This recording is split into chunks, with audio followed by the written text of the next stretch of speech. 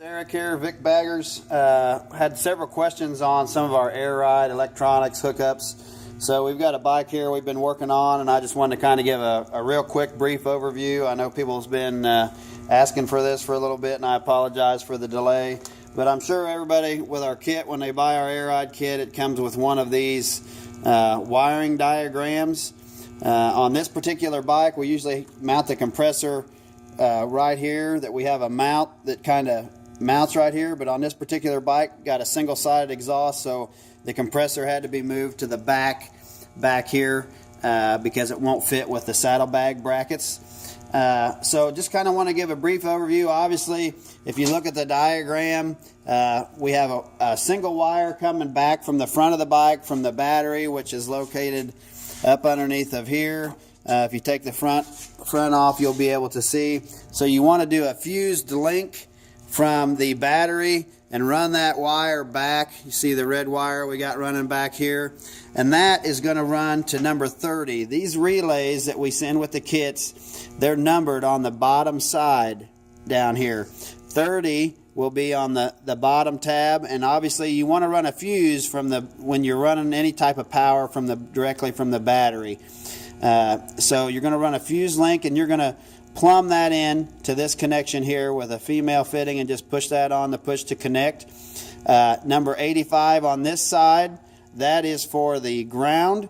So you'll just find a good frame ground, and what I do is I run this to ground, and then also the compressor, as you see here, is needing to be ground as well. So I run the ground here, and I use the same ground, and this is where I've mounted the relay on this particular bike, and I just sanded down some of the metal off of this subframe, and I've ground the relay and the compressor underneath where I've mounted the relay, obviously with a metal bolt there, and I've got some washers underneath, and I made sure that the subframe, I filed some of the powder coat off of that to get a good connection.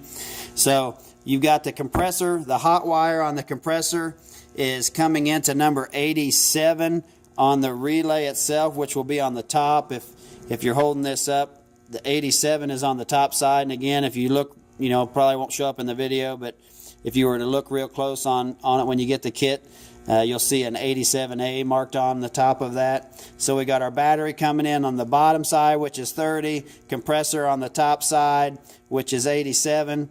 85 is the ground that we just spoke about, and the other side on 86 is the pressure switch, which you see here. The pressure switch we run to an ignition source, and then the other side goes directly to the 86 on the relay, which is this side. So, and this one's already wired up and mounted here. It's sitting in there just like that, and we've got female connections all on that piece there. So what we do is on this pressure switch, which looks like this when you get it out of the container, and we've threaded that in with some pipe threading there, and it's sitting there. One side goes to that 86 on the relay, and on the other side we typically run to an ignition source, and the ignition source that we utilize most of the time is the heated seat ignition source, and I'll show you that here on a different bike since I've got that one there. But on this particular bike, on most of the models, you'll see when the seat is off, there's a little plug that sits in here.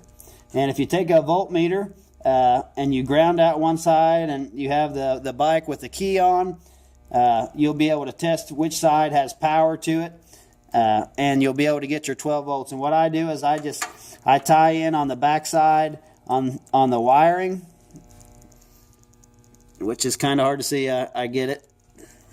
But on the wiring back here, it is a little difficult to see on this plug, but I just tie into the power of that, and then I run that to that pressure switch that we're talking about.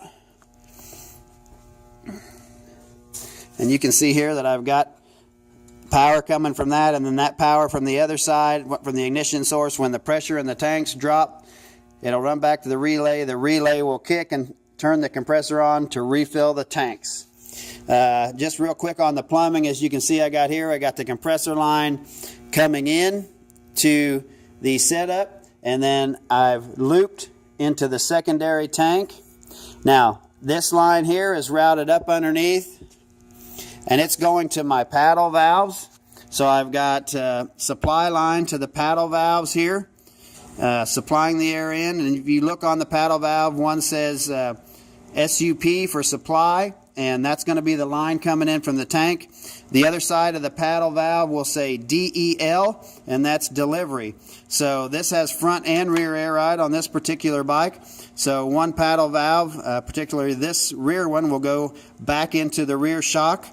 The front paddle valve on this one, the line routes up underneath the tank into the front end, into the cartridges in the front for air. And there's a T that is up in there to do a split to mount each one. So again, apologize for the delay, but we're trying to get some things done for you and develop new product, and just wanted to give a brief overview of how some of the air ride is electrically connected and some of the plumbing in addition. I know I've done a couple other videos, but stay tuned with us at VicBaggers.com. Follow us on Facebook at VicBaggers, Instagram at VicBaggers as well.